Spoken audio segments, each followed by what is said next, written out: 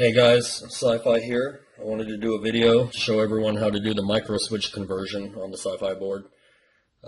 It's definitely a tedious process with multiple steps, and if you do something wrong, you could do damage to your board, possibly kill it forever. That's the disclaimer.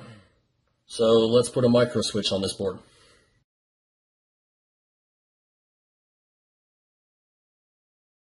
First thing I'm going to do is I'm going to Dremel off the posts on the optical switch. So I'm going to go in my garage and do that. Alright, so I'm going to Dremel the posts off of the optical sensor. I'm not sure how I can do this where it's going to come out good on camera, so I'm just going to do it.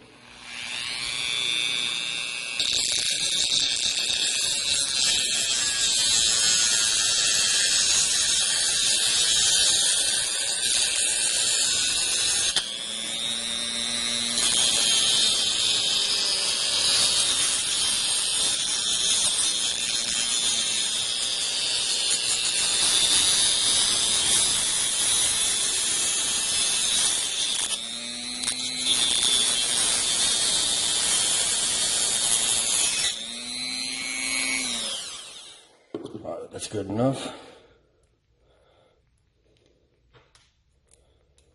Alright, so you can see what I did there.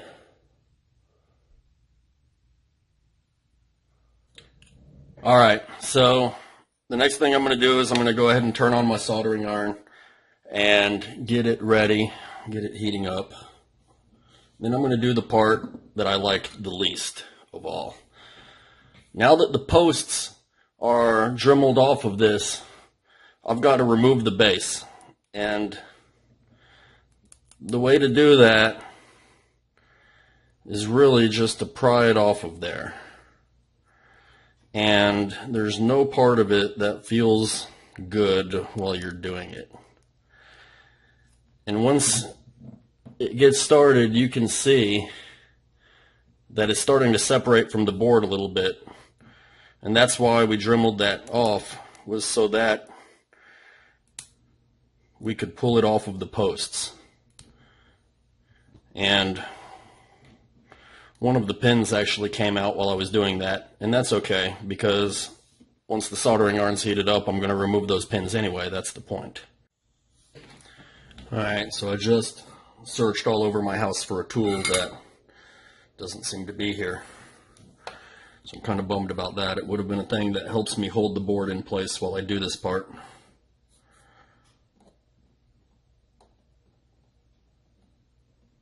Basically, I'm just going to grab a hold of that pin and heat it up till it's ready to come out.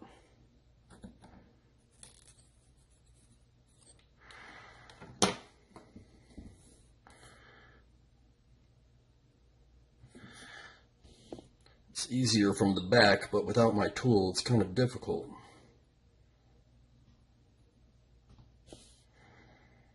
All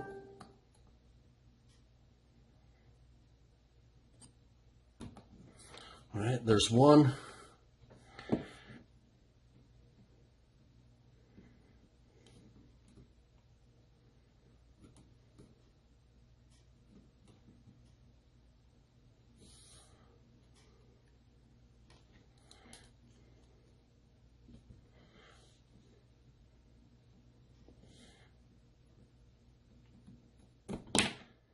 There's two.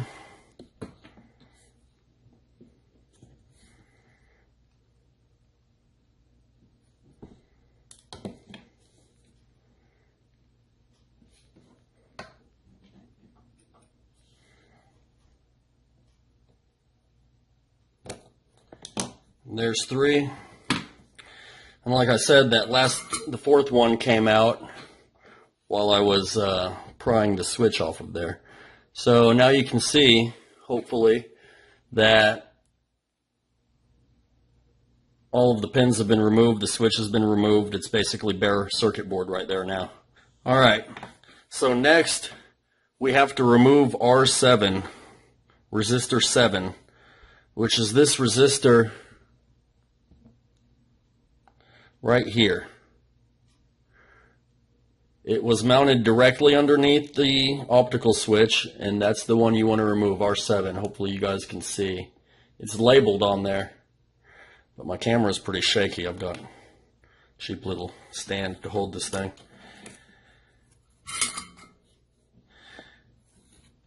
And let's see if we can do this here.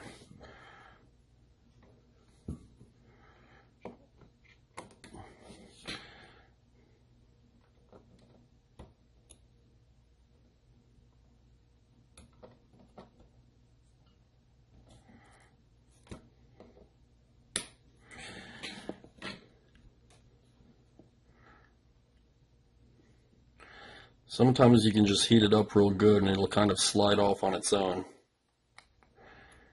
Be careful of where it slides to, of course, because you don't want to add any solder or extra components to the wrong area. It's better if you can lift it off, but it's kind of hard to solder both sides of this at the same time. And I know that most of you guys don't have hot air stations to do this kind of solder work, so I'm not using one myself. There it is. Really, you just kind of heat up both sides for a while and go back and forth a little bit, and then at some point it's going to be hot enough and you can kind of pull it off of there. You want to make sure that any remaining solder doesn't bridge the gap where the resistor used to be. Hopefully you guys can see that. Alright, the next thing I'm going to do here is I'm going to solder 2 wires onto these 2 little pads that are labeled with a T, and they're right underneath the capacitor. And I'm going to start with the one that it was closest to the optical switch. I've got some wire already stripped, and it's about a 1/10 of an inch stripped. I'm going to stick it through the hole. Try to get it to stay where it's at. And I'm going to solder it into place. I should say, I'm not actually very good at soldering, which is surprising because I've soldered a lot.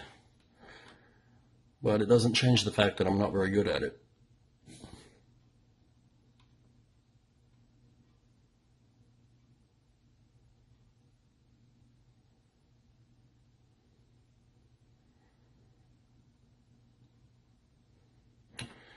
I'm having trouble getting the board to stay where it's at.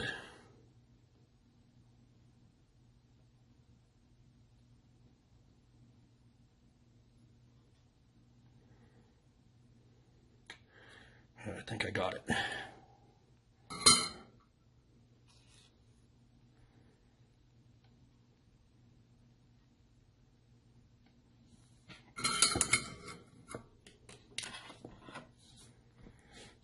Touch it up a little bit.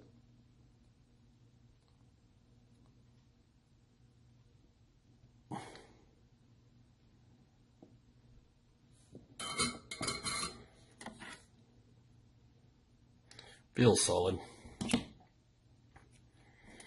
Now I'm going to do the one right behind it.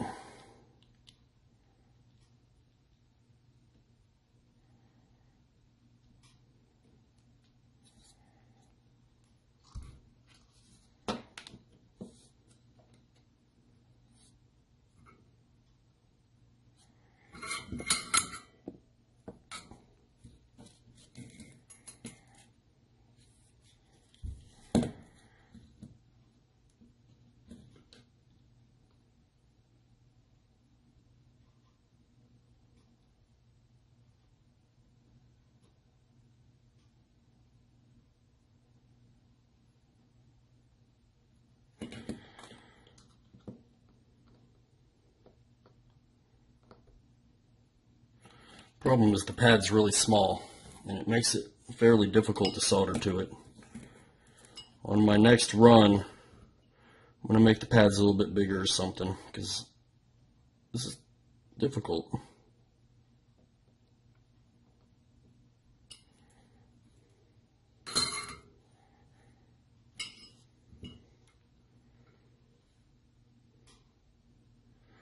Kind of bubbled up there.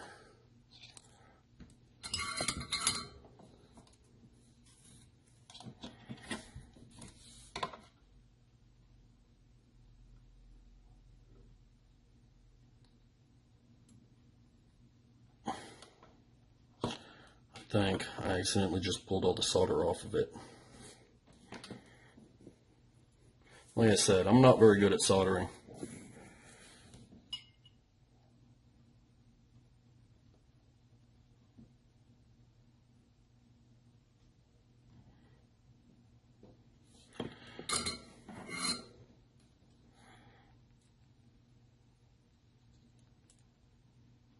Seems solid.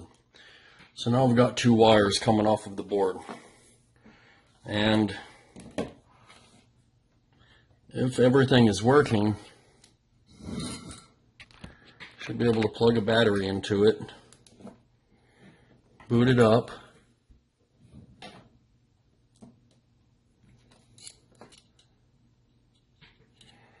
and if I touch my two wires together, let's see. You guys can see that it's shooting. If I turn the eye off, it'll be more apparent, I guess.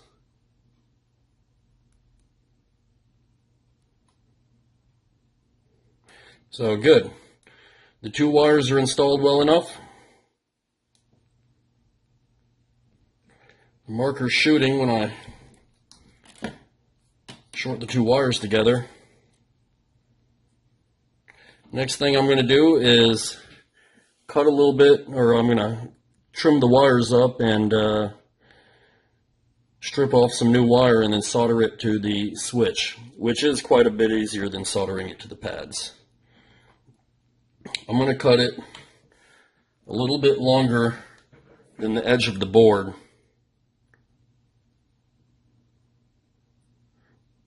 Maybe I'll just cut it straight to the edge. You can see on the board the Microswitch outline, which has been pretty accurate up to this point, but really I suspect that different grip frames are kind of going to need the grip or the switch to sit in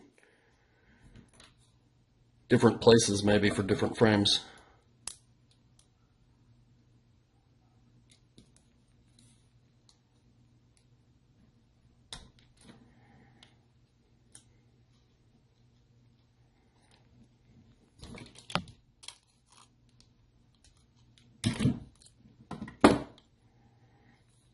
Fairly even. All right.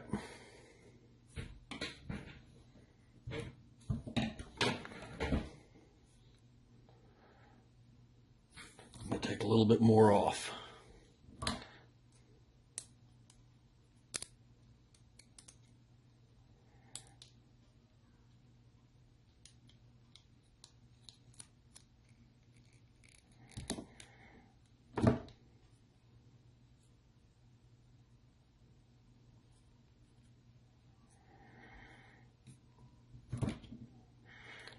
Okay, and if you put the Microswitch kind of into position, I'm going to do the two bottom connections.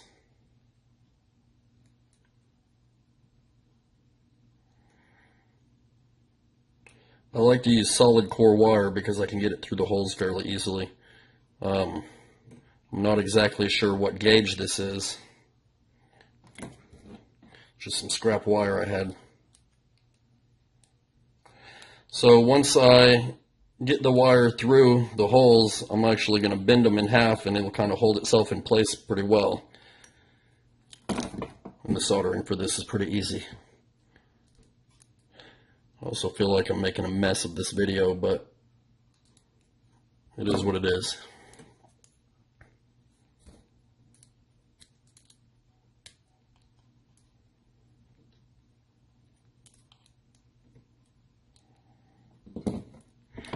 going to clip off a little bit of that extra wire I don't need.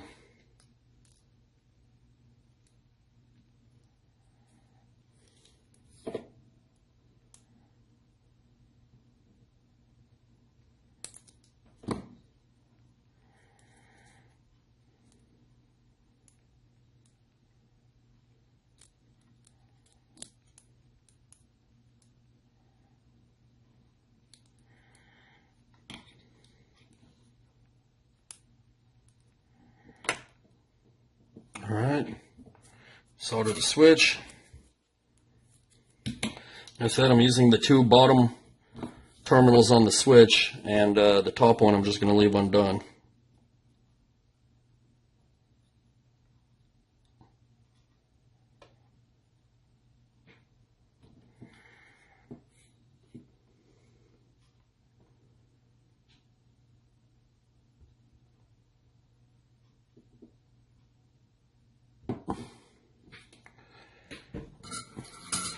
Just put a big glob of solder on there, it doesn't matter too much. Alright, then I'm going to kind of bend the switch into place. Judging from the outline on the board, and that's right about where it goes. I'm especially concerned with where the lever sits, and there is an outline on the board to show where the lever should sit. Again, that works in my grip frame, and it works in some other grip frames that I put it in, but it's been accurate up to this point, but I'm just not sure if other grip frames will be different as far as where the trigger is placed. I'm going to go back in here and test it again. I feel like I put an awful lot of stress on those pads I just soldered.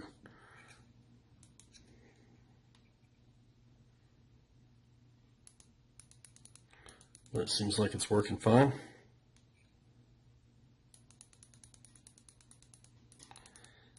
Seems good.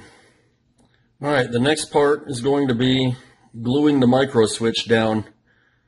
And I'm not doing that. I'm actually going to give this to the person it goes to, and I'm going to let him glue it down himself.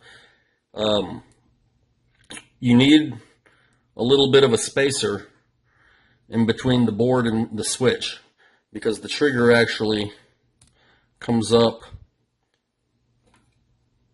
a little bit. So you're going to have about this much space between the switch and the board when you finish it up. The wires are holding it there now, but something else has to go there later. Maybe something 3D printed, but I don't have anything right now, and that's why I'm not offering this to people. But it should be good once you glue it down. Do not use super glue. Super glue can get inside the switch. The fumes get inside the switch and totally screw it up. So if you use super glue, you're probably going to end up with a bad switch, and that's been my experience.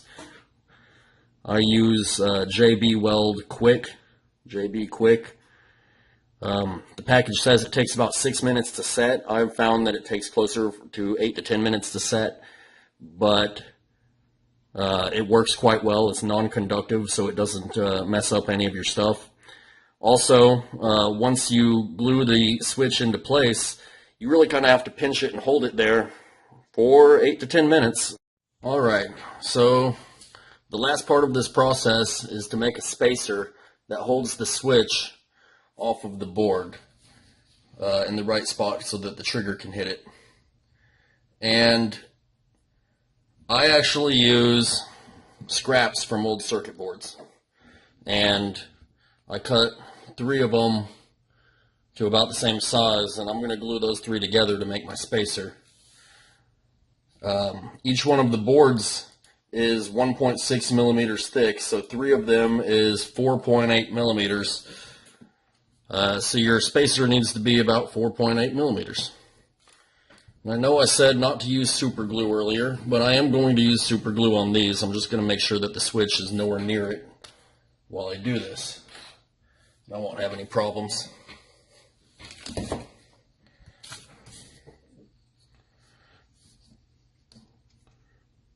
Brand new pack of super glue.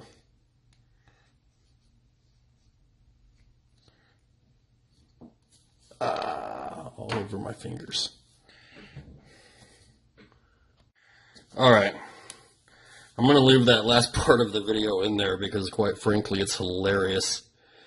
And you can see maybe that there's crap all over my fingers now. My fingers are, both of my hands had super glue all over them.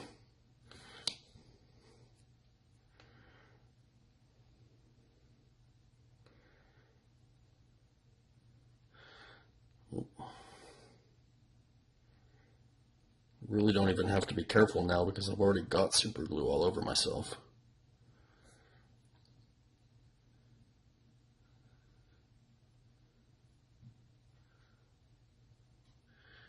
Usually these things stick together more immediate, but I've got all three of them super glued together now to make my little spacer.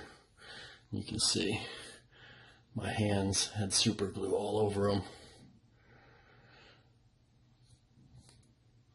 which is exactly what I wanted to do on the how-to video, right?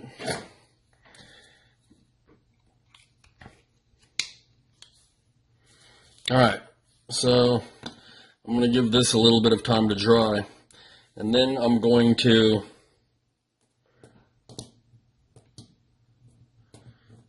JB weld it onto the bottom of the switch so that the guy I'm sending this to can glue the whole thing down in the right position for his frame.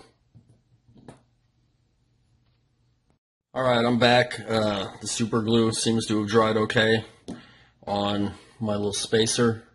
So I'm going to use the JB Quick, and I'm going to glue the spacer to the switch. If you've never used an epoxy before, essentially you mix an equal part of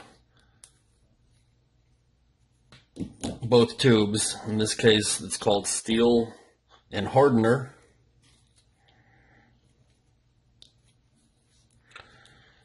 And I like to be generous. I'm not that worried about conserving this stuff. It's easier to eyeball equal amounts of a bigger blob than it is to eyeball amounts on a smaller blob.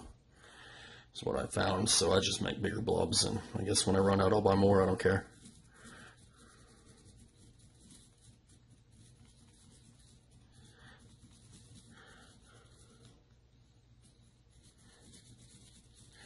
Mix it together good.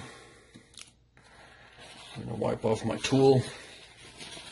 If you plan on keeping whatever tool you use, wipe it off immediately after doing this stuff. You really don't need very much because it's going to spread out when you flatten it down. You don't really want it squirting out the sides too much if you don't have to. So I've kind of pried the switch upwards a little bit, and I'm gonna smash the little spacer on there. Make sure the glue isn't creeping into the area where the lever needs to activate. And it's not, so I'm just going to let it sit there for a while. Like I said, at least I would say let it sit for 15 minutes. You don't have to be in a rush about it. But 8 or 10 minutes is really all it needs. And then when that part's over, you mix a little bit more epoxy and apply it to the bottom of the base and glue the base to your board. And you've got a Microswitch on your Sci-Fi board. Like I said, it's kind of a tedious process, and that's why I'm not offering to do this for people. Because it takes a lot of time.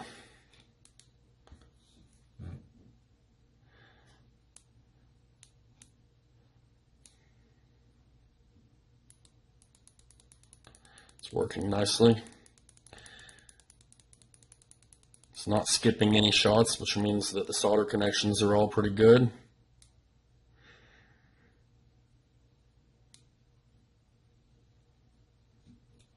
Like I said, I'm just going to let it sit for a while.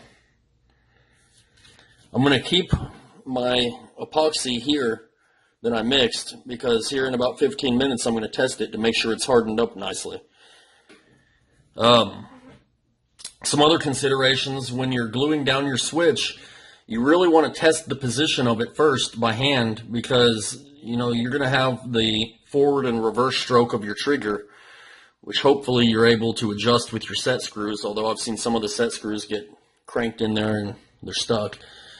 But you need to make sure that the trigger isn't pushing too hard on the switch. You want your trigger to push the switch pretty much all the way down to the base, but not so much that you're pushing on the base of the trigger, because you don't want to put so much pressure on it that it pops the switch off of your board.